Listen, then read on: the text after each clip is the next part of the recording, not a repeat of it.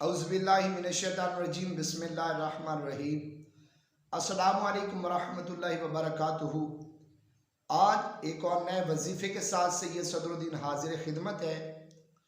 आज का वजीफ़ा उन बच्चों के लिए है जिनको सबक याद ना रहता हो, भूल जाते हो या ज़ुबान में लुकनत हो और लफ्ज़ की अदायगी सही ना हो।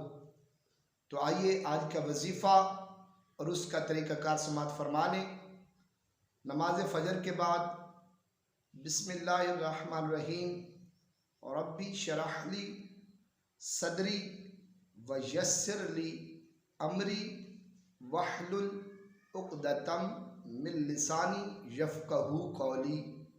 और ये इस्म शरीफ बिस्मिल्लाहिर्रहमानिर्रहीम या वासिउ 137 मरतबा, या मुजीबु 55 मरतबा, या अलीमु 150 मरतबा पढ़कर बच्चों को दम करें।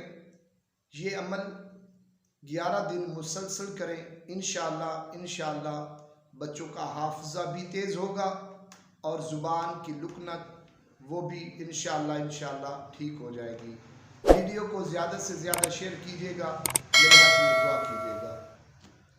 अल्लाह हाफ़िज़।